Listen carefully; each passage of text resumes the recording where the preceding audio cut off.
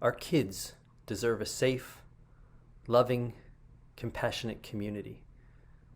Ramat Shalom is not just a place where your kids come and learn Hebrew and prepare for B'nai Mitzvah. It's a safe haven in this storm we're all riding out. Our early childhood parents deserve this safe haven, a place to bring their little ones and know that despite masks and other health procedures, love abounds. Our senior members and others who continue to shelter in place deserve opportunities to connect with fellow congregants and engage in meaningful discussions. We all deserve the opportunity to gather together with friends, to pray, celebrate milestones, mourn losses, seek comfort, meditate, wrestle with pressing issues facing our country, and of course, just have a good laugh. You all deserve these things and more, and that is what has motivated me to reconstruct our community and make certain that we're here for you, and you do not need to separate yourself from Ramat Shalom.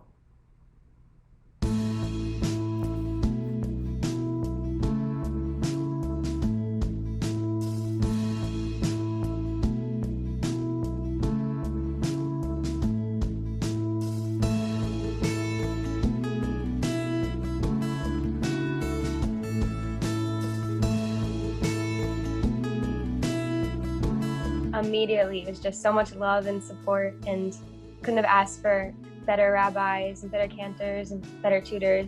They're the best. It makes me feel not alone.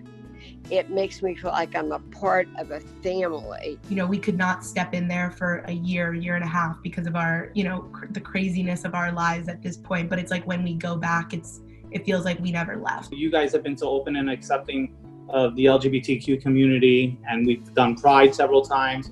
And it's been a really great experience, better than I ever hoped for. There's no dollar amount that you can put on something like that, because it really is this feeling of like people care. People want to see you and check on you and know how your family is and make sure that everything is okay. Getting through my bar mitzvah was always, like, in my life, a hard thing for me. Like, I always saw it as not fun, something that's gonna, like, be hard to do. I mean, it was still hard to do, but it was fun. It wasn't not fun. And I think it just made it so much fun being here.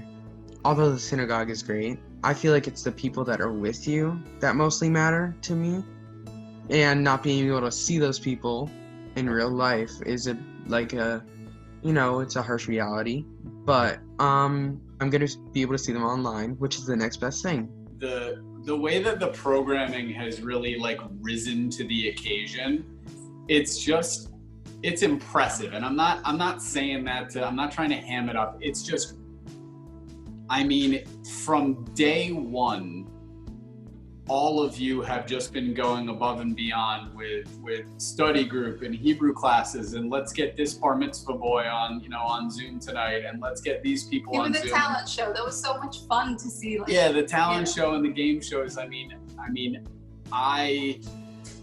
didn't really have any expectations going into it, but I don't know how they could have possibly been exceeded any farther by what you've all done. It's been pretty awesome.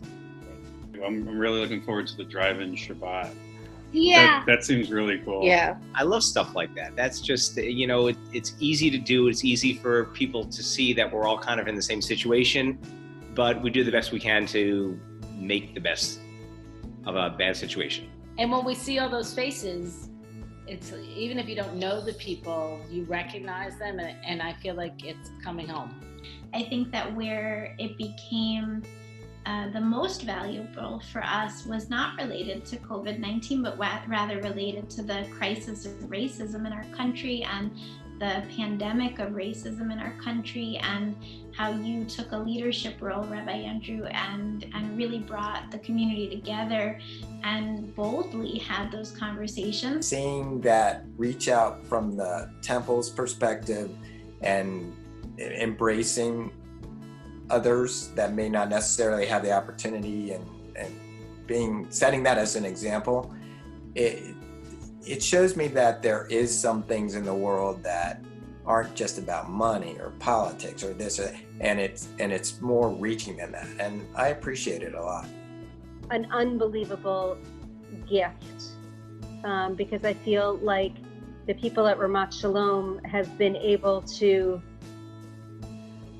do what we can't physically do, and that's almost a hug and reach out through the screen. I feel the love every time we log on for a service or a class, and that has brought me so much comfort. Got COVID, was hospitalized here in Boca for 2 weeks, and actually went into the hospital the morning of first night of Passover.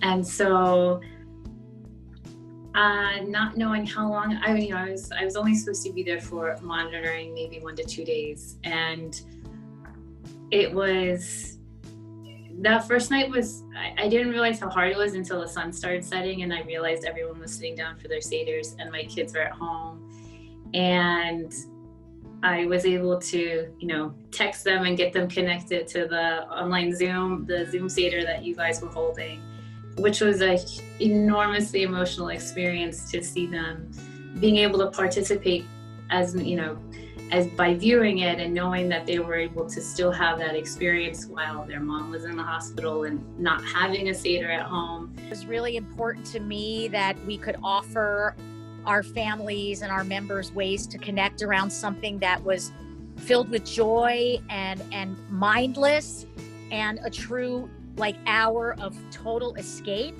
I think one of our favorite things was the bedtime stories and the Shema. I know as a family we looked forward to that every time we did it.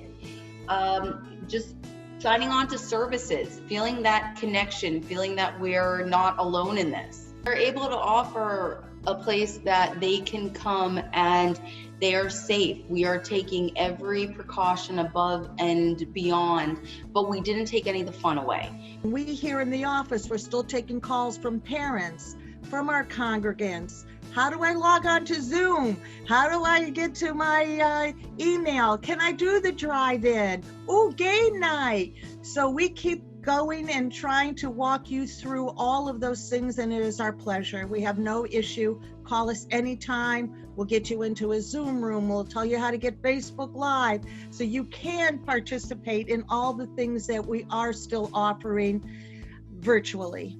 When faced with unparalleled and unprecedented adversity, we've come through stronger than ever before. If this is part of Yom Kippur, I would like to wish everyone a good year. And I would also like to encourage all my Ramat Shalom friends to support our synagogue. We need it. And I thank you all.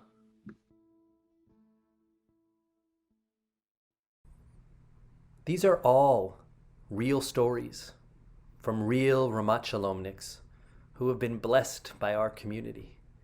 We are all responsible for these stories. We should all take great pride in these stories. These stories are part of our Torah. They define who we are. This is us. I know times are tough right now. And I know so many of you donated to our scholarship funds set up in honor of my big milestones. But the fact is, the costs associated with health, safety, and technology updates have overwhelmed us. This, coupled with the fact that many of our fellow congregants are out of work because of the pandemic and unable to cover costs of their dues and tuition, has made paying our regular expenses extremely challenging.